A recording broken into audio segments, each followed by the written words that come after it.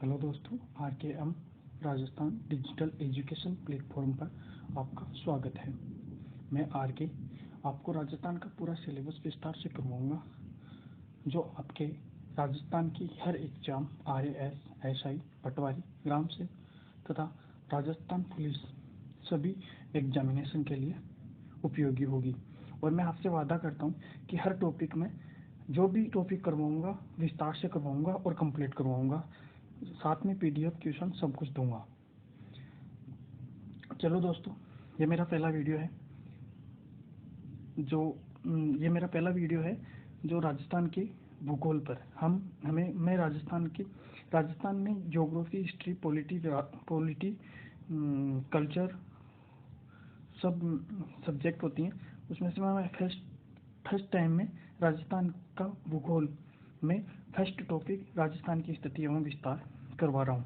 अब चलो दोस्तों, राजस्थान की स्थिति एवं विस्तार। राजस्थान की स्थिति और विस्तार दोनों को अलग अलग रूप से पढ़ा जाता है।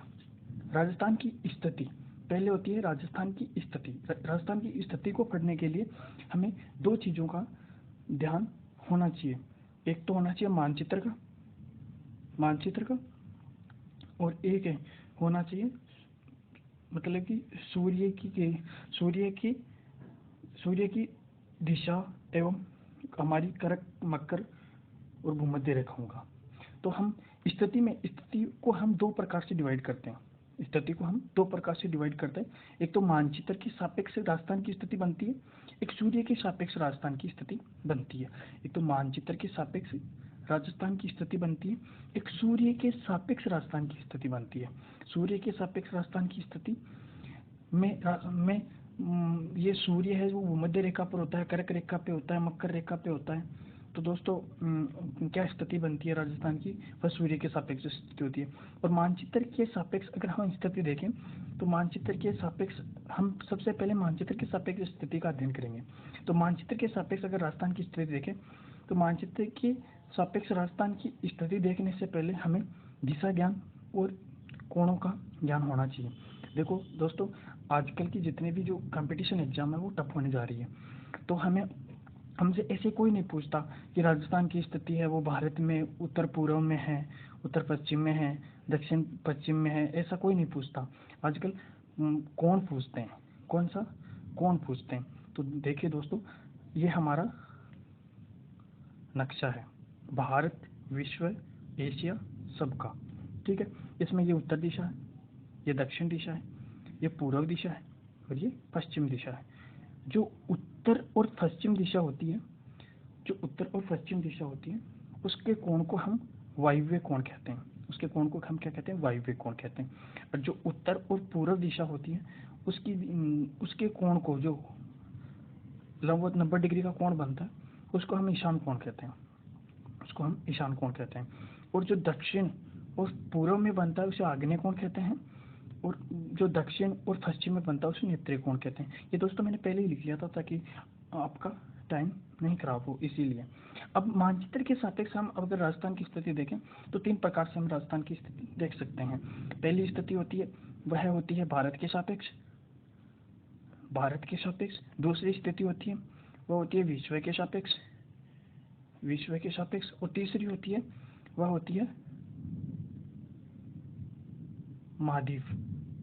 महाद्वीप के सापेक्ष। महाद्वीप कौन सा? एशिया महाद्वीप के सापेक्ष एक स्थिति बनती है, वह एशिया महाद्वीप के सापेक्ष स्थिति बनती है। एशिया महाद्वीप के सापेक्ष स्थिति बनती है। एक बनती है भारत के सापेक्ष, एक बनती है विश्व के सापेक्ष, एक बनती है एशिया महाद्वीप के सापेक्ष। अगर हम भारत के सापेक्ष अगर राजस्थान की स्थिति देखते हैं, भारत के अनुसार अगर हम राजस्थान की स्थिति देखते हैं, ये हमारा भारत है।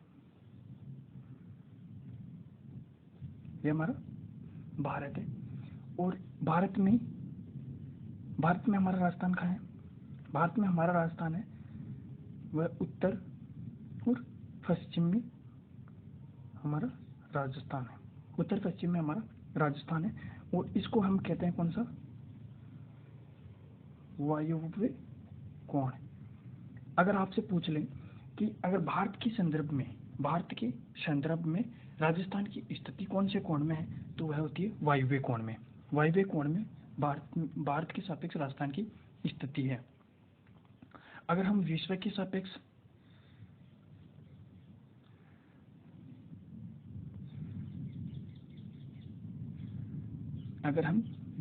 सापेक्ष राजस्थान की स्थिति देखें, किसके सापेक्ष, विश्व के सापेक्ष, या चलो ऐसे विश्व के सापेक्ष देखें, तो विश्व के सापेक्ष अगर स्थिति देखते हैं तो हमारा राजस्थान है, हमारा ये भारत है, ये हमारा क्या है, भारत है, ये हमारा भारत है, और ये हमारा राजस्थान है, ये हमारा क्या है, आरजी राजस्थान है, ठीक है, और ये हमारा आरजी राजस्थान है। अगर हम विश्व के सापेक्ष स्थिति देखें तो राजस्थान की स्थिति है वह कौन से कोण में, ईशान कोण, ठीक है, ये ईशान कोण है और ये ईशान कोण यहाँ है। तो अगर हम विश्व के सापेक्ष राजस्थान की स्थिति देखें तो वह ईशान कोण में और उत्तर पूर्व और ईशान कोण में है। अब इसी प्रकार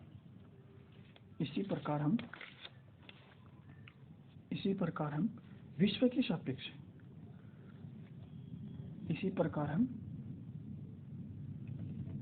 एशिया के सापेक्ष, विश्व के सापेक्ष हमने देख लिया है, एशिया के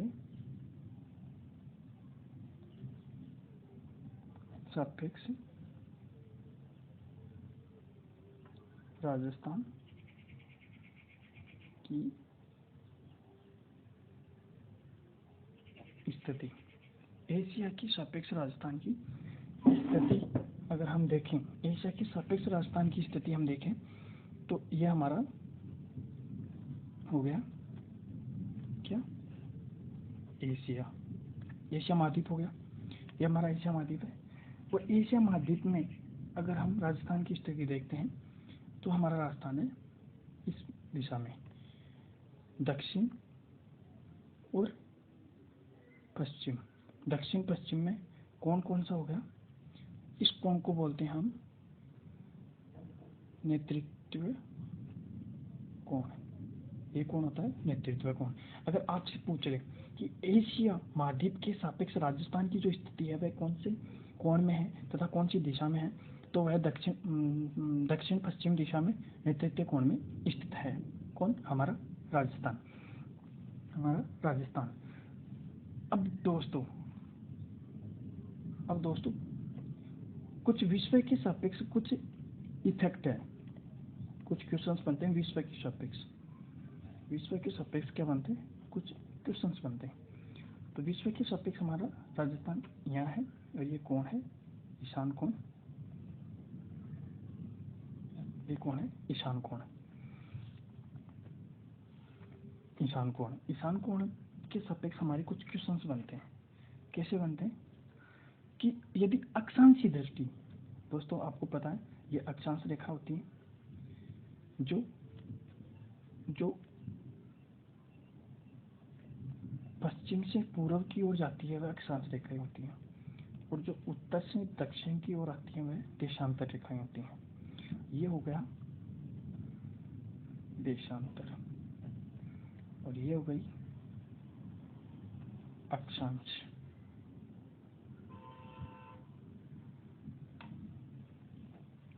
रेखाएं, ये देशांतर हो गई, ये अक्षांश रेखाएं होती। तो अब हमें क्वेश्चन पूछते हैं, जो बड़ी एग्जाम्स होती हैं, जो SI वगैरह, RAS वगैरह जो एग्जाम्स होते हैं उसमें क्वेश्चन पूछा जाता है कि अक्षांशीय दृष्टि से राजस्थान की स्थिति विश्व के संदर्भ में क्या है। अक्षांशीय दृष्टि से राजस्थान की स्थिति क्या है? तो अगर अक्षांशीय दृष्टि से हम राजस्थान की स्थिति देखते हैं तो वह होती है कौन सी गोलार्ध की? ये होता है, देखो ये हो गया उत्तरी गोलार्ध, ये हो गया दक्षिणी गोलार्ध, ये हो गया पश्चिमी गोलार्ध, ये हो गया पूर्वी गोलार्ध। तो कौन से गोलार्ध में स्थित है? उत्तरी गोलार्ध में। देखो इससे लाइन से जो हमारी भूमध्य रेखा है, भूमध्य रेखा, उससे ऊपर का जितना भी हिस्सा होता है वह कौन सा होता है? उत्तरी गोलार्ध होता है। इससे नीचे का हिस्सा दक्षिणी गोलार्ध होता है। तो अक्षांश की दृष्टि से ये अक्षांश हो गई, ये अक्षांश हो गई। इसकी दृष्टि से अगर हम देखें तो यह कौन सा है? उत्तरी गोलार्ध में स्थित है। कौन से गोलार्ध में स्थित है? उत्तरी गोलार्ध में। ये हो गया उत्तरी गोलार्ध में स्थित है। तो इसका उत्तर हो जाएगा, आंसर हो जाएगा उत्तरी गोलार्ध, उत्तरी गोलार्ध। ठीक है, ऐसे ही हम भारत के संदर्भ में, एशिया महाद्वीप के संदर्भ में और विश्व के संदर्भ में क्वेश्चन बना सकते हैं। दूसरा क्वेश्चन, देशांतरीय दृष्टि से अगर हम देशांतर, ये होगी देशांतर, अगर हम देशांतर की दृष्टि से राजस्थान की स्थिति देखें, देशांतर की दृष्टि से राजस्थान की स्थिति देखो, ये हमारी देशांतर है, इसकी दृष्टि से कौन सी है? पूर्वी गोलार्ध में है। तो देशांतरीय दृष्टि से, देशांतरीय दृष्टि से राजस्थान की जो स्थिति है वह कौन सी है?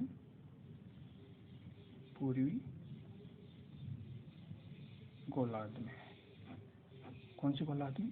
पूर्वी गोलार्ध में। अब विश्व व ग्लोब में राजस्थान की जो स्थिति, ये हमारा विश्व हो गया। हम विश्व के संदर्भ में पढ़ रहे थे, हम पढ़ रहे थे विश्व के संदर्भ में। तो हमारे विश्व के संदर्भ में, ग्लोब में या विश्व के संदर्भ में राजस्थान की स्थिति देखें तो वह है कौन सी? उत्तर और पूर्व दिशा। देखो यहाँ पर है राजस्थान, यहाँ पर राजस्थान है। तो अगर हम विश्व, क्वेश्चन नंबर 3, यदि हम विश्व या ग्लोब, विश्व या ग्लोब में राजस्थान की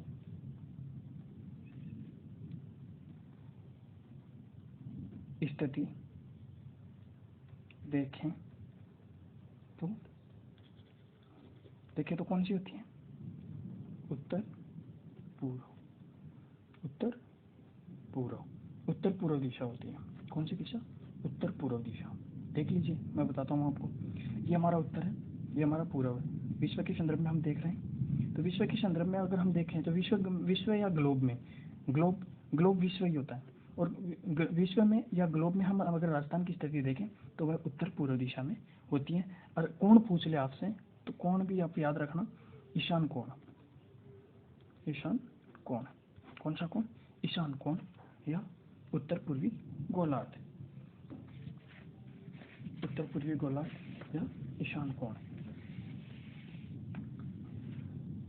अब दोस्तों, जितनी बड़ी बड़ी एग्जाम्स होती हैं, जैसे RAS, SI, ग्राम सेवक, ये जितनी भी एग्जाम्स होती हैं उसमें अगर क्वेश्चन पूछते हैं तो क्या पूछेंगे? कौन सा कथन, कौन सा कथन सत्य है? उसमें क्या देंगे?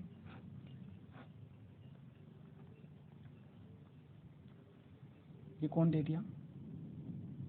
कौन सा? नेतृत्व कोण या वायव्य कोण।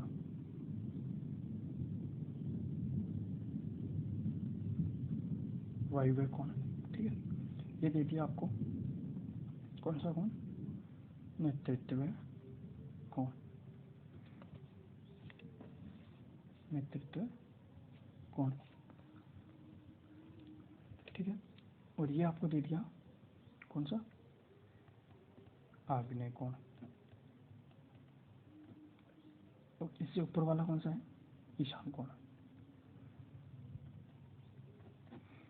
तो अब आपसे क्वेश्चन पूछेगा कौन सा कथन सत्य है?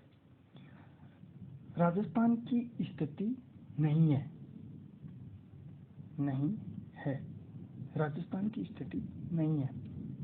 राजस्थान की स्थिति भारत, एशिया और विश्व, भारत, एशिया और विश्व के सापेक्ष राजस्थान की स्थिति नहीं है। तो हम कौन सा आंसर करेंगे? देखो, वायव्य कोण है, कौन सा? वायव्य कोण। वायव्य जो कोण है वह वायव्य कोण है, वह भारत के संदर्भ में है, भारत के सापेक्ष है। और जो ईशान कोण है यह विश्व के सापेक्ष है, ठीक है। और जो नैऋत्य कोण है यह एशिया के सापेक्ष है, एशिया के सापेक्ष है। तो कौन सा नहीं है? ये नहीं है। आग्नेय कोण है, या अगर दिशा पूछ ले तो पूर्व, दक्षिण पूर्व, दक्षिण पूर्व है, वह राजस्थान के संदर्भ में नहीं बनती। तो दोस्तों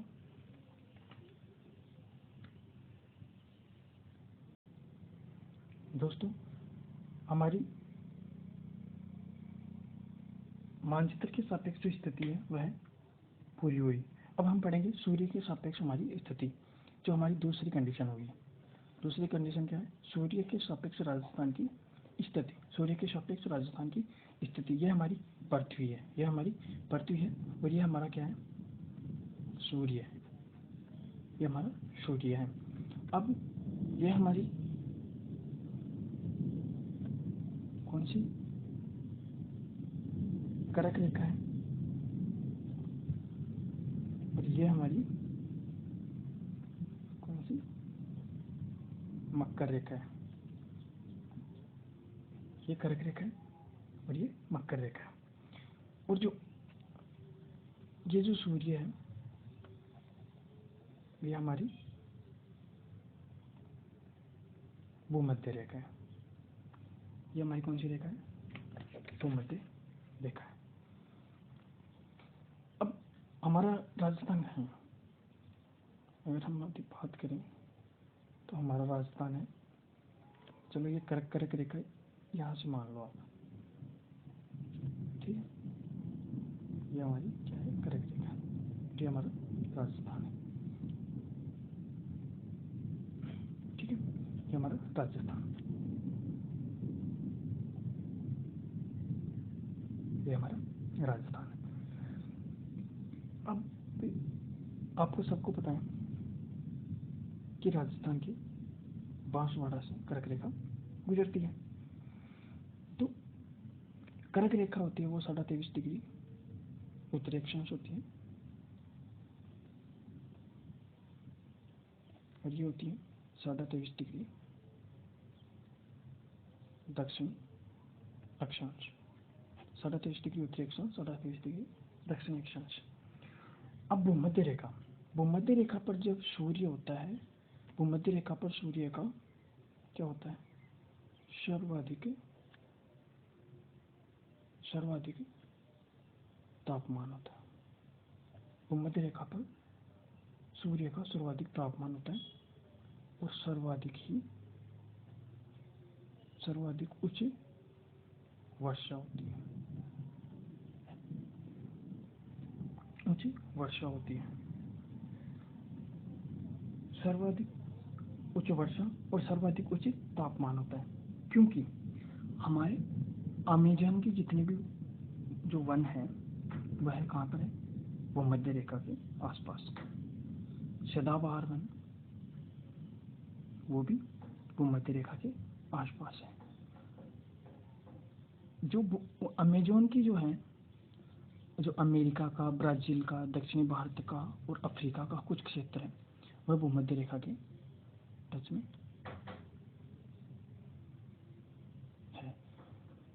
दक्षिणी भारत का तो वैसे नहीं है, लेकिन कुछ वन पाए जाते हैं दक्षिणी भारत में, पर इसीलिए क्योंकि वो भूमध्य रेखा पर तापमान भी उच्च होता है और उच्च ही वर्षा होती है। उच्च क्या होती है? वर्षा होती है। तो अगर हम इसके हिसाब से, यानी ये सूर्य के सापेक्ष स्थिति के हिसाब से हम पढ़ाई करें या पढ़ें, तो क्या क्वेश्चन बनते हैं? पहला क्वेश्चन बनता है, वह बनता है कि यदि कर्क रेखा, देखो दोस्तों, क्वेश्चन बनाने वाले बहुत माइंडेड होते हैं। वह इस भूमध्य रेखा को कर्क रेखा पर डाल देंगे, कर्क रेखा को भूमध्य रेखा पर डाल देंगे और राजस्थान की स्थिति पूछ लेंगे आपसे। तो ऐसे क्वेश्चनों को हमें देखना है, और आजकल ऐसे क्वेश्चन ही आते हैं, कितनी भी बड़ी एग्जाम दे दो आपसे, ऐसे क्वेश्चन ही आते हैं। तो अगर हम देखें कर्क रेखा की, कर्क रेखा, कर्क रेखा को भूमध्य रेखा पर, कर्क रेखा को भूमध्य रेखा पर क्या कर दिया जाए? स्थानांतरित कर दिया जाए।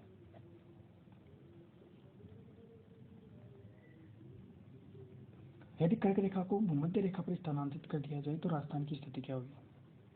तो राजस्थान की स्थिति क्या होगी?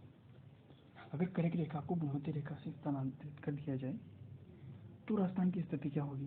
ये हमारी कर्क रेखा है, कर्क रेखा पर राजस्थान है, और ये हमारी भूमध्य रेखा है। यदि ये राजस्थान भूमध्य रेखा पर आ जाएगा तो राजस्थान में क्या होगा? राजस्थान में होगा उच्च तापमान, दूसरा होगा उच्च वर्षा, तीसरा क्या होगा? वो होगा उष्ण कटिबंधीय, उष्ण कटिबंधीय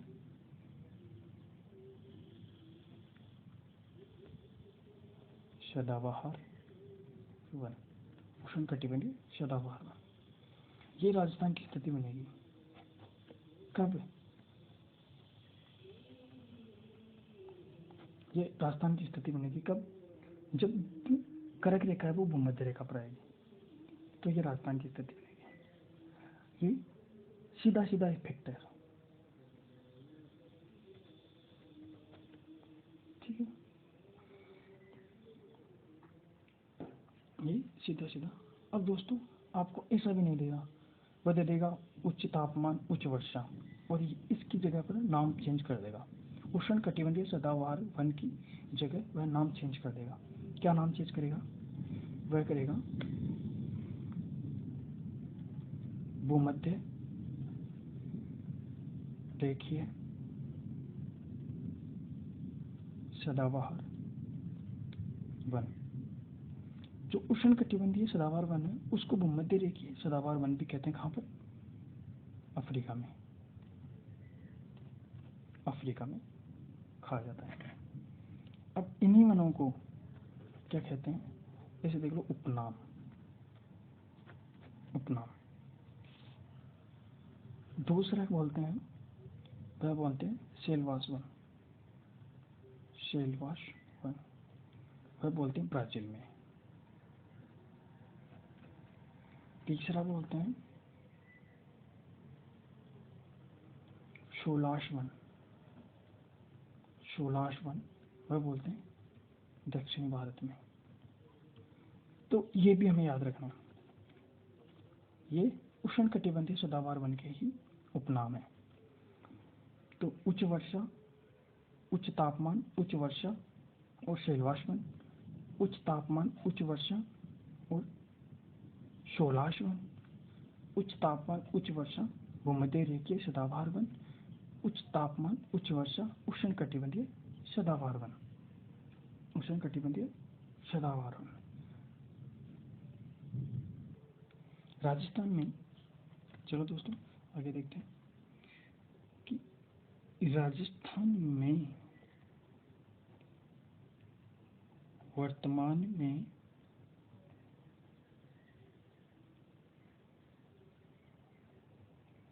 उपोष्ण सदाबहार वन पाए जाते हैं। राजस्थान में वर्तमान में उपोष्ण सदाबहार वन है वह पाए जाते हैं।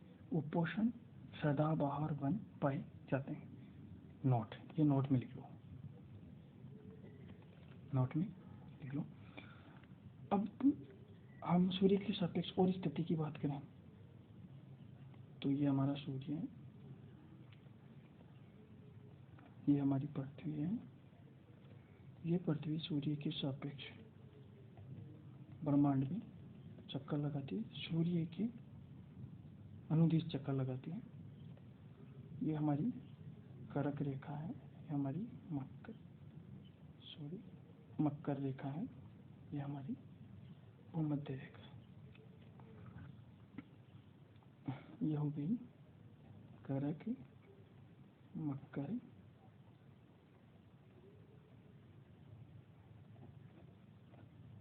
भूमध्य, कर्क रेखा, मकर रेखा और भूमध्य रेखा।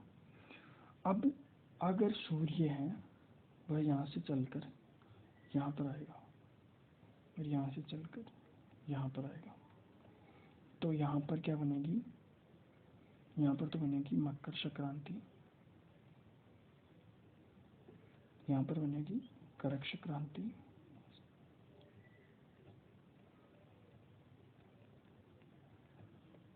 कर्क संक्रांति। ये बनती हैं 21 जून को, ये बनती हैं 22 दिसंबर को, 22 दिसंबर को। ठीक है, यहाँ पर क्या होगी,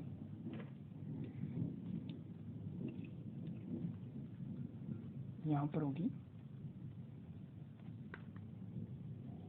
अगर सूर्य यहाँ होगा, यदि सूर्य यहाँ होगा या तो यहाँ पर क्या होगी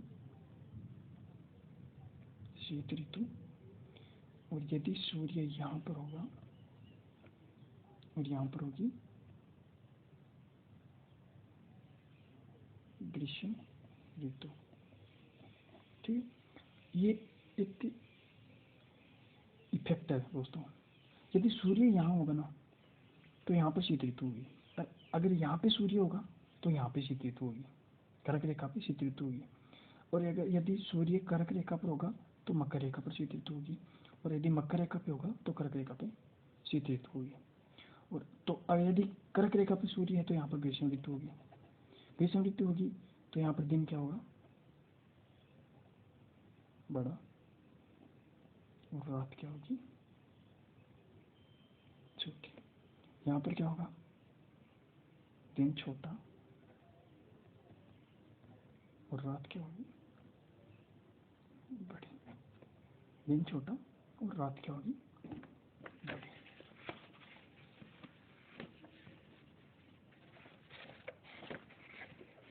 अब देखो, कर्क संक्रांति और आपकी मकर संक्रांति दोनों में क्या अंतर है। कर्क संक्रांति क्या है, मकर संक्रांति क्या है। कर्क संक्रांति होती है वो 21 जून को होती है। कर्क संक्रांति होती है 21 जून को, और जो मकर संक्रांति होती है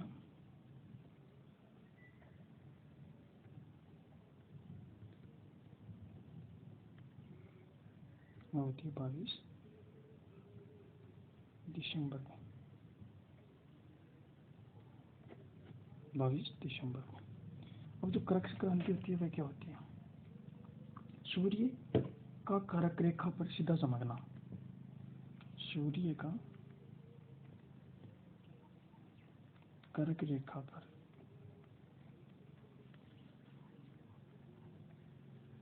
सीधा चमकना, और ये हो गया सूर्य का मकर रेखा पर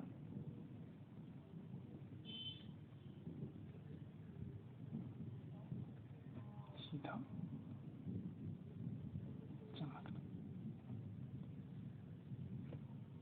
ठीक है, सूर्य का सीधा चमकना। अब जो कर्क रेखा पर जो सूर्य चमकता है, तो ये मैंने आपको समझा दिया कि दिन बड़ा होगा, रात छोटी होगी। और इसके अपोजिट मकर रेखा पर दिन छोटा होगा और रात बड़ी होगी। यदि यहाँ पे होगा तो यहाँ पर क्या हो जाएगा,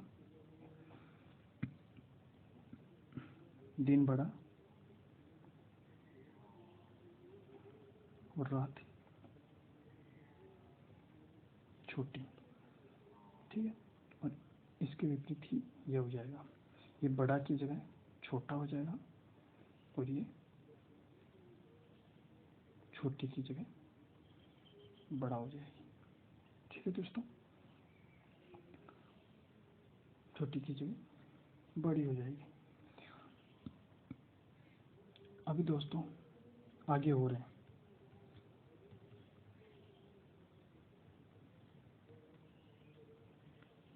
कम से कम 2 घंटे का